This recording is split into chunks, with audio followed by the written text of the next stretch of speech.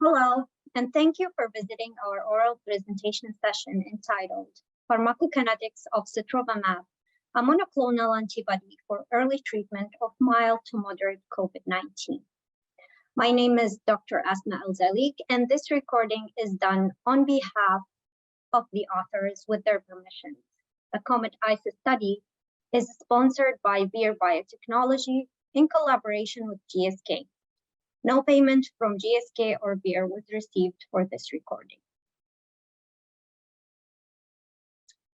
Sotrovimab is an engineered human immunoglobulin G dual-action monoclonal antibody that binds to a conserved epitope on the SARS-CoV-2 receptor binding domain, with both the ability to neutralize the virus and recruit the immune system to kill already infected cells.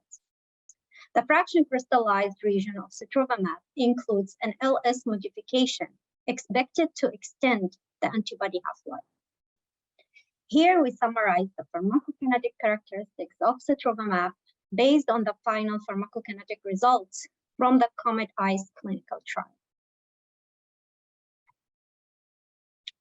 COMET-ICE was a phase 2-3 randomized, multi-center, double-blind, placebo-controlled trial in non-hospitalized patients diagnosed with mild to moderate symptomatic COVID-19 and who were at risk for progression of the disease. We collected intensive and sparse PK samples for up to 6 months and used non-compartmental analysis to derive the PK parameters from the lead-in phase data. In addition, final PK data from COMET-ICE were incorporated into a preliminary population PK model. The population PK model was used to predict intravenous PK at multiple dose levels to inform on dosing options and to determine the expected duration of coverage for long-term prophylaxis following intravenous administration. Based on the combined PK data from the lead-in and expansion phase and the assumption of 25% lung tissue distribution, a 500 milligram intravenous dose of Sotrovimab is expected to maintain serum levels at or higher than 25 times tissue-adjusted EC90 for 28 days in at least 90% of patients, as shown in figure 1 here.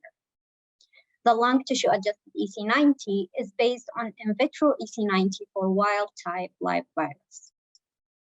Under more conservative assumptions of tissue-adjusted EC90, a 500 milligram intravenous dose is expected to maintain serum levels at or higher than 10 times tissue-adjusted EC90 for 7 days, and at or higher than 6 times tissue-adjusted EC90 for 28 days in at least 90% of patients. Based on the non-compartmental analysis of the intensive Sotrovimab PK collected from 10 patients in COMET-ICE, Table 1 highlights the PK parameters of Sotrovimab following a 500 milligram intravenous dose, where the mean steady-state volume of distribution is 7 liters, mean clearance is 93 milliliter per day, median half-life is 56.5 days, and mean maximum concentration is 264 microgram per milliliter, following a 1-hour intravenous infusion of 500 milligrams Sotrovimab. Figure 2 here shows the mean concentration time profile of Sotrovimab from all subjects up to 6 months following 500 milligram IV dose of Sotrovimab. Assuming a lung serum ratio of 0.25, intravenous PK predictions based on the population PK model results suggest that IV Sotrovimab at a dose of 500 milligrams is expected to maintain serum levels above that required for SARS-CoV-2 neutralization for approximately 5 months for variants that confer up to 5 times fold shift in vitro neutralization potency. On the other hand, a dose of 2,000 milligrams is expected to maintain serum levels above that required for SARS-CoV-2 neutralization for approximately 5 months for variants that confer up to 25 times fold shift in in vitro neutralization potency, as shown in figure 3 here. Under more conservative assumptions of tissue-adjusted EC90, assuming lung tissue distribution of 6.5%, an IV Sotrovimab dose of 2,000 milligrams is expected to maintain serum levels above that required for SARS-CoV-2 neutralization for approximately 3 months for variants that confer a 13-fold shift or less in vitro neutralization potency.